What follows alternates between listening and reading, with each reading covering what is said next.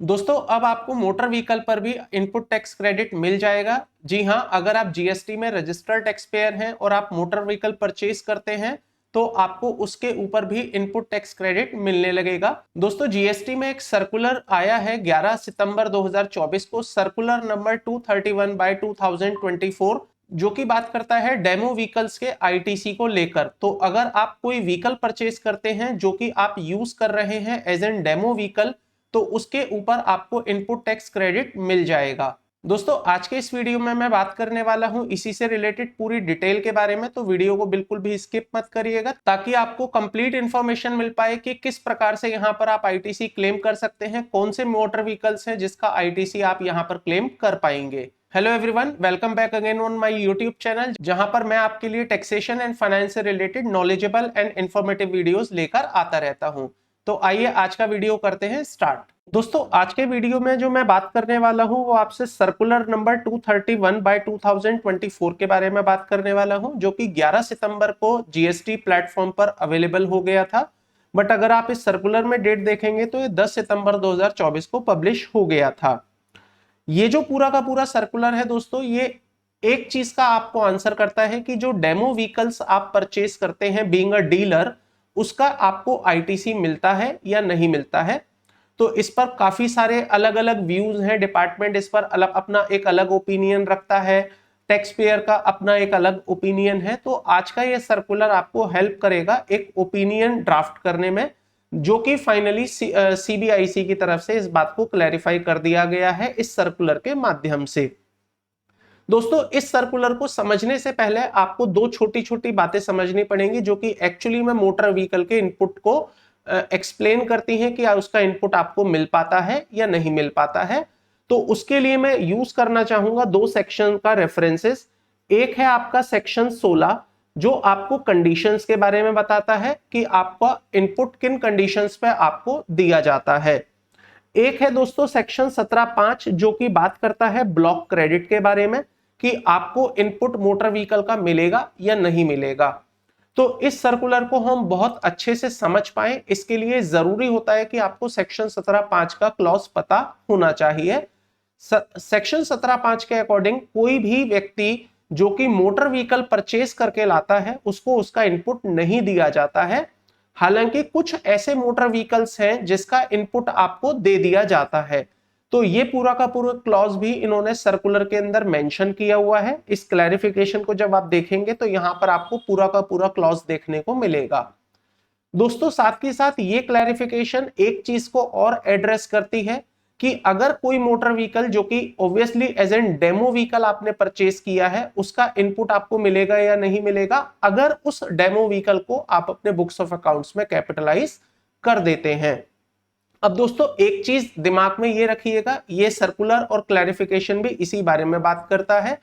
Point ये है कि कोई भी डीलर जो कि ऑटोमोबाइल इंडस्ट्री में एक डीलर की कैपेसिटी में काम कर रहा है, चाहे वो मोटर बाइक का डीलर हो, चाहे वो स्कूटर का डीलर हो, चाहे वो कार का डीलर हो, उसको अपने यहां पर टेस्ट राइड व्हीकल रखने पड़ते हैं। क्योंकि एक कस्टमर कोई भी नया व्हीकल परचेज करने से पहले जाहिर सी बात है कि टेस्ट राइड लेना चाहेगा उस व्हीकल की जिस व्हीकल को परचेज करने जा रहा है। तो ऐसे में किसी भी डीलर के लिए अपने बिजनेस को स्मूथली रन करने के लिए जरूरी हो जाता है कि वो अपने शोरूम पर, अपनी डीलरशिप पर टेस्ट राइड व्हीकल्स रखे। कुछ dealer test ride vehicle company owned वाले रखते हैं जो कि कंपनी के द्वारा ही भेजे जाते हैं, उसमें तो कोई इशू ही नहीं है, वहां तो बात ही नहीं हो सकती है इनपुट की क्योंकि आपने परचेज नहीं किया है। वेयर एज ज्यादातर डीलर अपना टेस्ट राइड व्हीकल परचेज करते हैं फ्रॉम द मैन्युफैक्चरर, देन उसको यूज करते हैं for providing the test ride to their customer. तो ऐसे में उनका इनपुट मिलेगा या नहीं मिलेगा, ये आज के इस सर्कुलर में क्लैरिफिकेशन में आपको आंसर मिल जाएगा। तो पूरा का पूरा सर्कुलर हम वर्ड बाय वर्ड नहीं पढ़ने जा रहे हैं दोस्तों, हम मेन पैराग्राफ्स देखेंगे जो आपकी इस इशू को एड्रेस करते हैं और साथ में आपको उसका एक रीजन भी देते हैं कि why the intention is there, जिससे के बेसिस पर ये ड्रॉ किया जा रहा है कि आपको इनपुट मिलेगा या नहीं मिलेगा। तो सबसे पहले मैं आपको सेक्शन 17(5) का एक रेफरेंस देना चाहूंगा। Applicability of input tax credit on demo vehicle, जो कि ऑब्वियसली मोटर व्हीकल होते हैं, for use for the transportation of passenger having approved seating capacity of not more than 13% including driver in terms of clause A of section 17(5) of the CGST act.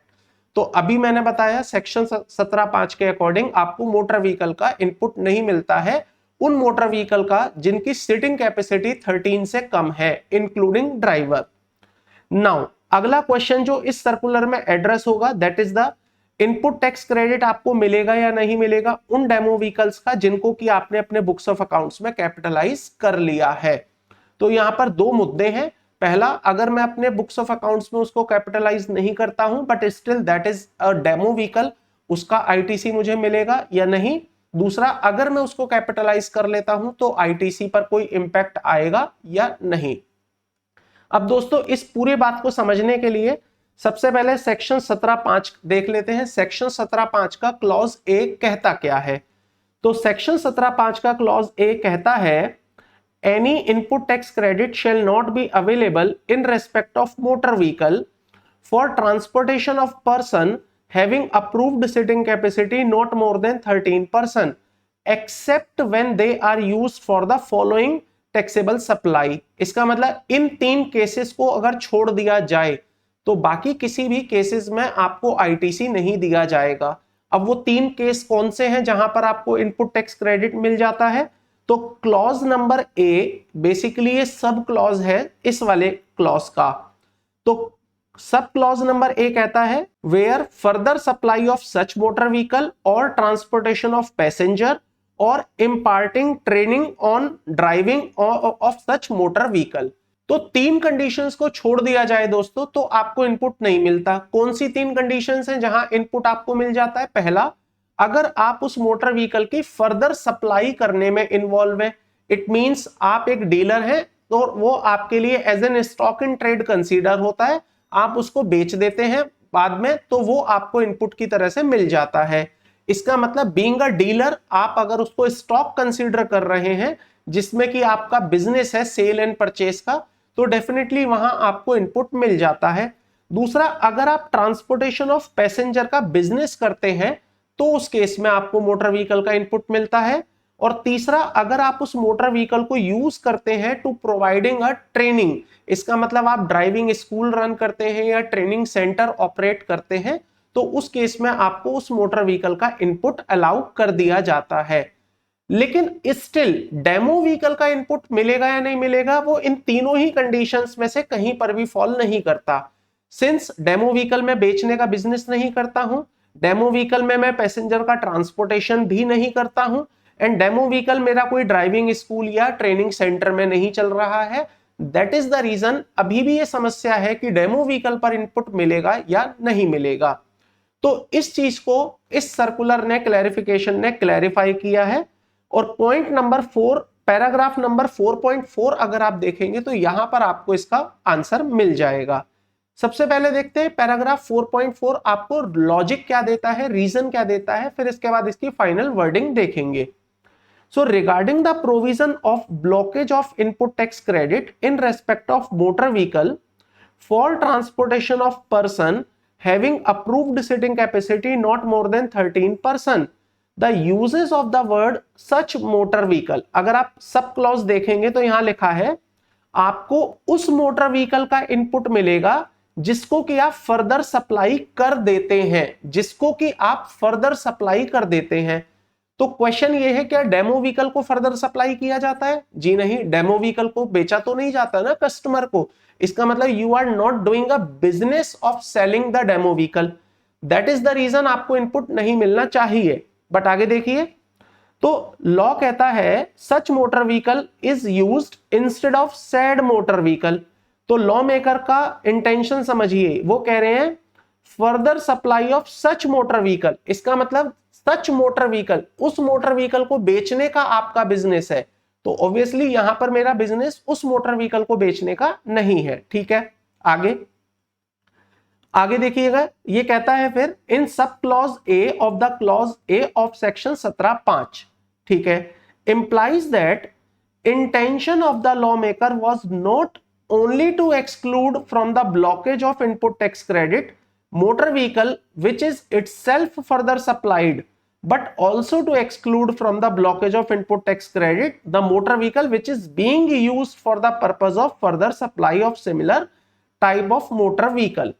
तो basically law maker का intention जो है यहां पर वो उस motor vehicle के input को अलाउ करने का है जिस मोटर व्हीकल को आप बेच दे रहे हैं। इसका मतलब आपका बिजनेस है बेचना, लेकिन उसके अलावा बाकी जितने भी मोटर व्हीकल है, चाहे वो आपकी सप्लाई में डायरेक्टली इन्वॉल्व होते हैं चाहे नहीं होते हैं, वो इनपुट आपको नहीं दिए जाएंगे। That was the intention of law makers at the time of drafting the law. आगे देखिए क्या कहते हैं ये, as demo vehicle are used by authorised dealer to provide trial run and to demonstrate feature of the vehicle to potential buyers. It helps the potential buyers to make a decision to purchase a particular kind of motor vehicle. Therefore, a demo vehicle promotes sale of similar type of motor vehicle. They can be considered to be used by the dealer for making further supply of such motor vehicle. इसका मतलब law maker अब आपको ITC allow करना चाहते हैं, इसलिए उन्होंने यहां पर जो इंटरप्रिटेशन ली वो इस प्रकार से ली कि अगर आप कस्टमर को ये डेमो व्हीकल नहीं दिखाएंगे तो वो आपका मेन प्रोडक्ट नहीं खरीदेगा। ऐसे में आपके लिए जरूरी हो जाता है कि वो आपकी टैक्सेबल सप्लाई हो पाए, स्मूथली हो पाए, तो ये डेमो व्हीकल आपको यूज करने ही पड़ेंगे। Hence lawmakers are now allowing UITC on demo vehicle.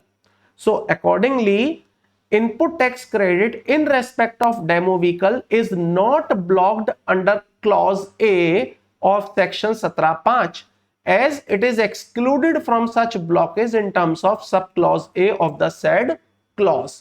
तो बेसिकली यहां पर इन्होंने फाइनल वर्डिंग ये दी है दोस्तों कि डेमो व्हीकल पर लगने वाला जो इनपुट है आपका आईटीसी जिसको हम कहते हैं, वो आपका ब्लॉक नहीं होगा। सेक्शन 17(5) के अकॉर्डिंग वो आपको अलाउ कर दिया जाएगा। बाकी जो पैराग्राफ है आप उन्हें एक बार रीड कर लीजिएगा। एज सच उसमें कोई बहुत ज्यादा मेजर चीज नहीं है, सिंपल वही बात कही गई है कि वो आपको अलाउ हो जाएगा। अब आते हैं दोस्तों अपने सेकंड कंसर्न पर। क्वेश्चन ये था कि क्या अगर मैं उस डेमो व्हीकल को अपनी बुक्स ऑफ अकाउंट्स में कैपिटलाइज कर देता हूं, now that will become my capital goods, क्या अब मुझे उसका इनपुट मिलेगा या नहीं मिलेगा? तो दोस्तों जीएसटी में आपके चाहे वो नॉर्मल इनपुट हो, चाहे वो इनपुट सर्विसेज हो, चाहे वो आपकी कैपिटल गुड्स हो, तीनों ही परिस्थितियों में आपको इनपुट अलाउ कर दिया जाता है। तो जाहिर सी बात है कि अगर कोई डेमो व्हीकल जिसको कि मैंने अपने बुक्स ऑफ अकाउंट्स में कैपिटलाइज कर दिया होगा, जीएसटी के हिसाब से that will become the capital goods, तो क्या उसका इनपुट मुझे मिलेगा या नहीं? So the answer is yes, उसका इनपुट आपको एज इट इज मिलेगा। It means there would not be any impact कि अगर आपने उसको कैपिटलाइज कर दिया है। तो यहां पर अगर आप इस क्लैरिफिकेशन का पैराग्राफ नंबर 5.4 देखेंगे दोस्तों, तो यहां पर इन्होंने इस चीज को क्लियरली बोला है। मैं आपको क्रक्स दिखा देता हूं, देखिएगा। Accordingly availability of input tax credit on demo vehicle is not affected by way of a capitalisation of such vehicle in the books of accounts of the authorised dealer subject to other provisions of the act. तो merely कि उसने उसको capitalise कर लिया, आपका input effect नहीं होगा, आपको इनपुट अलाउ कर दिया जाएगा। तो दोस्तों आई होप एक डीलरशिप के पॉइंट ऑफ व्यू से जो लोग डीलर हैं मोटर व्हीकल्स के, whether it is a 4 wheeler और 2 व्हीलर और 3 व्हीलर, अब उनको काफी राहत यहां पर मिल गई होगी। बिकॉज ये जो क्लैरिफिकेशन आई है, सर्कुलर आया है, इसने इस झगड़े को खत्म कर दिया कि वेदर डेमो व्हीकल के ऊपर जो मैं इनपुट पे करके आया हूं उसका मुझे आईटीसी मिलेगा या नहीं मिलेगा। तो अगर आप इस पूरे सर्कुलर को अच्छे से पढ़ेंगे तो आपको यही चीज देखने को मिलेगी जो मैंने इस वीडियो के माध्यम से आपको एक समरी वे में समझाने की कोशिश की है। आई होप दोस्तों आपको आज का ये वीडियो पसंद आया होगा। तो आज के इस वीडियो में इतना ही रखता हूं, आपसे मैं फिर मुलाकात करूंगा अपने एक नेक्स्ट वीडियो में। Till then, thank you, bye bye.